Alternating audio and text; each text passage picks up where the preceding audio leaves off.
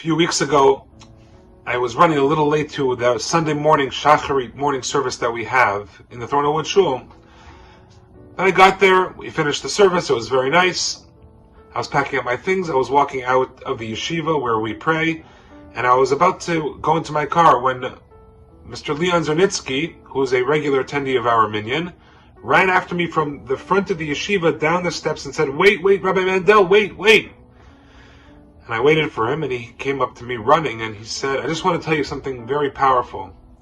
That young man saved our minyan. Who is he referring to?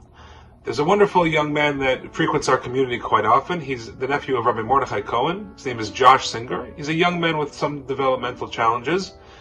And he attended our morning minyan, and he's quite well known for saying the words Amen with an incredible passion, really with passion and fervor, and he almost yells it out.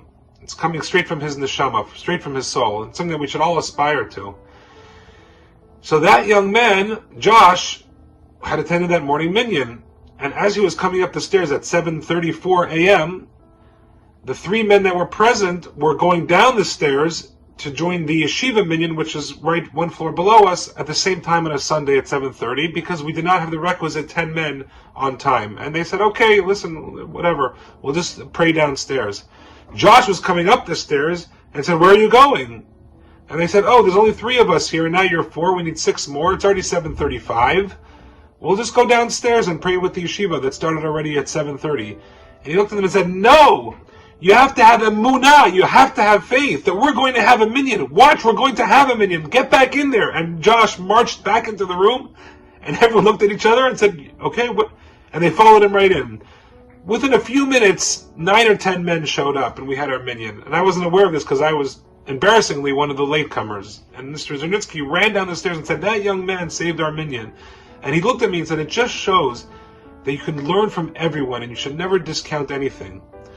One of the great teachings of the rabbis is Zehu Chacham Halomed Mikol Adam. Who is the wise man? He who learns from everyone.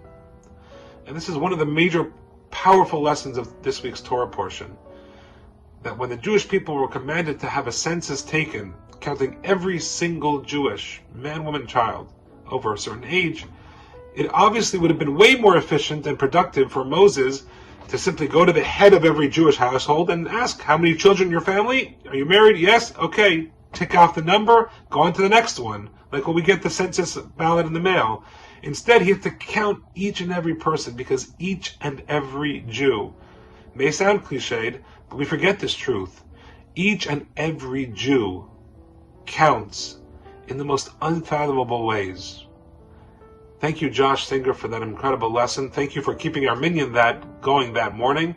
And thank you for the inspiration that you provide to all of us. And a special thank you for praying with such a passion and a fervor, especially in the morning when everyone's still a little sleepy-eyed, for showing us what it means to be alive with our Judaism. I say to you, Josh, thank you so much. We should all learn our lessons from everyone around us. Ezehu Chacham Halomed Mikol Adam.